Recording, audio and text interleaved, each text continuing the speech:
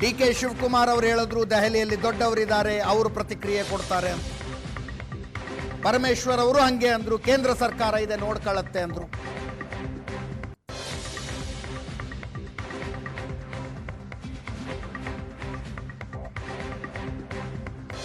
ಜಮೀರ್ ಅಹ್ಮದ್ ಖಾನ್ ಅವರು ಕೇಳಿದ್ರು, ಪಾಕಿಸ್ತಾನಕ್ಕೂ ನಮಗೂ ಏನ್ ಸಂಬಂಧ? ಮುಸ್ಲಿಮರನ್ನು ನೋಡ್ಕೊಳ್ಳೋದಕ್ಕೆ ನಾವಿದ್ದೀವಿ, ಮೊದಲು ಅವರು ಅವ್ರ ದೇಶ ನೋಡ್ಕೊಳ್ಳಲಿ ಅಂತ.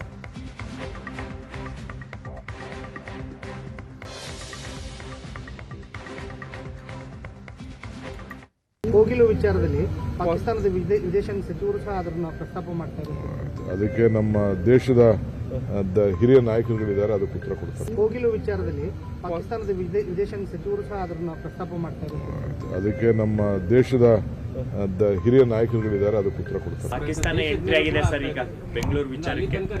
ಅದನ್ನ ಎಕ್ಸ್ಟರ್ನಲ್ ಅಫೇರ್ಸ್ ಮಿನಿಸ್ಟರ್ ನೋಡ್ಕೊಳ್ತಾರೆ, ಕೇಂದ್ರ ಸರ್ಕಾರ ನೋಡ್ಕೊಳ್ತಾರೆ. ಪಾಕಿಸ್ತಾನ ಎಂಟ್ರಿ ಆಗಿದೆ ಸರ್ ಈಗ ಬೆಂಗಳೂರು ವಿಚಾರಕ್ಕೆ. ಅದನ್ನ ಎಕ್ಸ್ಟರ್ನಲ್ ಅಫೇರ್ಸ್ ಮಿನಿಸ್ಟರ್ ನೋಡ್ಕೊಳ್ತಾರೆ, ಕೇಂದ್ರ ಸರ್ಕಾರ ನೋಡ್ಕೊಳ್ತಾರೆ. ಪಾಕಿಸ್ತಾನ್ಗೆ ಇಂಡಿಯಾಗೆ ಏನ್ರಿ ಸಂಬಂಧ? ಅವ್ರು ಯಾರು ರೀ ನಮ್ಮಲ್ಲಿ ಹೇಳಕ್ಕೆ? ಅವರು ಪಾಕಿಸ್ತಾನ ಅವ್ರು ಯಾರು? ಪಾಕಿಸ್ತಾನ್ಗೂ ನಮಗೂ ಏನೇನು ಸಂಬಂಧ ಇಲ್ವೇ ಇಲ್ಲ. ಮೊದಲೇ ಅವ್ರ ದೇಶ ನೋಡಕ್ ಹೇಳ್ಕೊಳಕ್ ಹೇಳಿ, ಮೊದಲೇ ಆ ಪಾಕಿಸ್ತಾನ ದೇಶ ನೋಡ್ಕೊಳಕ್ ಹೇಳಿ. ಆ ಬಡತನ ಇದೆಯಲ್ಲ ಅದ್ ನೋಡ್ಕೊಳಕ್ ಹೇಳಿ.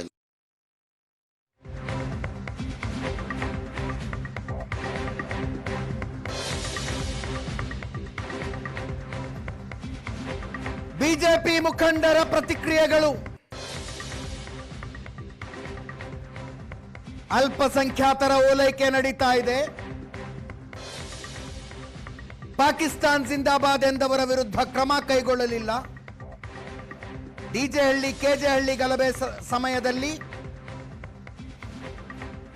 ಸಿದ್ದರಾಮಯ್ಯನವರ ಸರ್ಕಾರ ಮುಸ್ಲಿಂ ಪರ ಇತ್ತು. ಅಖಂಡ ಶ್ರೀನಿವಾಸರನ್ನ ನಡು ನೀರಿನಲ್ಲಿ ಬಿಟ್ಟರು.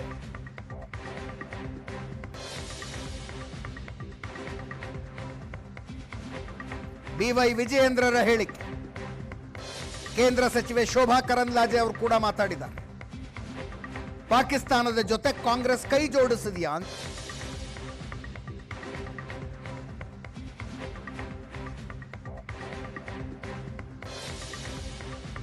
ಸಿದ್ದರಾಮಯ್ಯ ಸರ್ಕಾರದ ಅಲ್ಪಸಂಖ್ಯಾತರ ಓಲೈಕೆ ಈ ಸರ್ಕಾರ ಹೊರಟಿದೆ ಅಂತ ಹೇಳಿದ್ರೆ, ಪಾಕಿಸ್ತಾನ್ ಜಿಂದಾಬಾದ್ ಅಂತ ಹೇಳಿದ್ರು ಕೂಡ ಅವ್ರ ವಿರುದ್ಧ ಕ್ರಮವನ್ನ ಕೈಗೊಳ್ಳಿಲ್ಲ ಕಾಂಗ್ರೆಸ್ ಸರ್ಕಾರ. ಡಿಜೆ ಹಳ್ಳಿ ಕೆಜೆ ಹಳ್ಳಿ ಪ್ರಕರಣದಲ್ಲಿ ಅಖಂಡ ಶ್ರೀನಿವಾಸ ಮೂರ್ತಿ ಅವರ ಮನೆಗೆ ದೇಶದ್ರೋಹಿಗಳು ನುಗ್ಗಿ ಮನೆಗೆ ಬೆಂಕಿ ಇಟ್ಟರು ಸಹ ಕೆಲವರಿಗೆ ನೋವಾಗ್ತದೆ ಅನ್ನುವ ಕಾರಣಕ್ಕೆ ಆ ಶಾಸಕನನ್ನು ಕೂಡ ನಡು ಬೀದಿಯಲ್ಲಿ ಬಿಟ್ಟರು ಕಾಂಗ್ರೆಸ್ನವರು. ಅಕ್ರಮವಾಗಿ ಗೋವುಗಳನ್ನ ಸಾಕಾಣಿಕೆ ಮಾಡ್ತಕ್ಕಂತ ಏನು ದೇಶದ್ರೋಹಿಗಳಿದ್ದಾರೆ ಅವರನ್ನ ಅಲ್ಲೇ ಸ್ಟೇಷನ್ ಬೇಲನ್ನ ಕೊಡಬೇಕು ಅಂತ ಹೇಳಿ ನಿರ್ಣಯವನ್ನ ಕೈಗೊಳ್ಳೋದಕ್ಕೆ ಸಿದ್ದರಾಮಯ್ಯ ಸರ್ಕಾರ ಕಾಂಗ್ರೆಸ್ ಸರ್ಕಾರ ಮುಂದಾಗಿದ್ರು. ಮೊದಲು ಕನ್ನಡಿಗರಿಗೆ ಮನೆಯನ್ನ ಕೊಡಿ, ಅವ್ರಗಳಿಗೆ ಮನೆ ಕೊಡಿ, ಆಮೇಲೆ ಉಳಿದಂತ ಮನೆಗಳು ಉಳಿದ್ರೆ ಯಾರಿಗೆ ಕೊಡಬೇಕು ತೀರ್ಮಾನ ಮಾಡಿ. ಇಲ್ಲ ಜಮೀರ್ ಅಹಮದ್ ಅವ್ರಿಗೆ ಹೇಳಿ ಅಕ್ರಮ ವಲಸಿಗರಿಗೆ ಮನೆ ಕೊಡಬೇಕು ಅಂತ ಹೇಳಿದ್ರೆ ಅವ್ರದೇ ಜಮೀನ್ ಇದ್ರೆ ಕಟ್ಸ್ಕೊಡ್ತಾರೆ.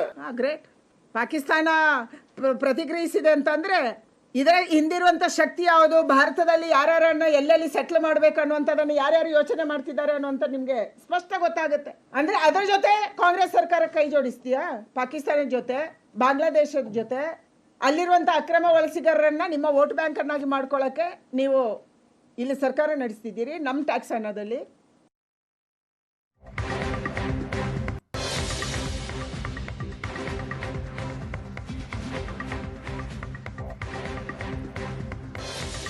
ಅಕ್ರಮ ವಲಸಿಗರಿಗೆ ಮನೆಗಳನ್ನ ಕೊಟ್ಟರೆ ದೊಡ್ಡ ಹೋರಾಟ ಮಾಡೋದಕ್ಕೆ ಬಿಜೆಪಿ ತಯಾರಾಗಿದೆ.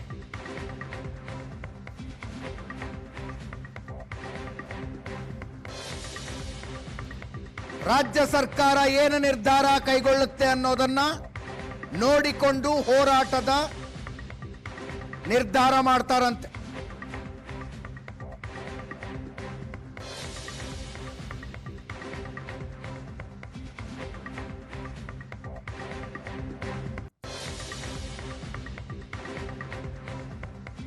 ವಿಪಕ್ಷ ನಾಯಕ ಆರ್ ಅಶೋಕ್ ಅವರು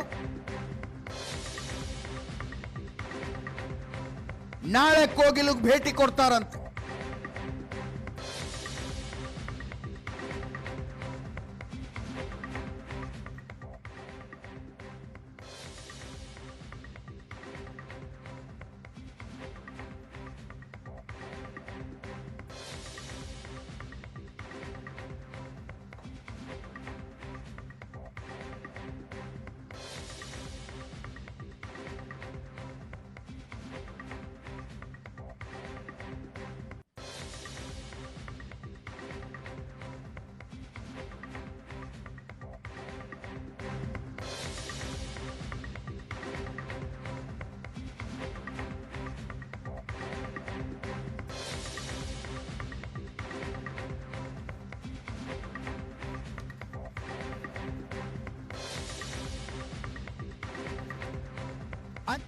ಬಿಜೆಪಿ ನಾಯಕರುಗಳು ಮಾತಾಡಿದ್ದಾರೆ,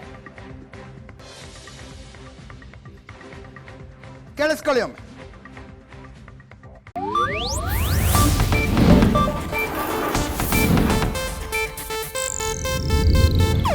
ಇದು ಏಷ್ಯಾನೆಟ್ ನ್ಯೂಸ್ ನೆಟ್ವರ್ಕ್ ಪ್ರಸ್ತುತಿ.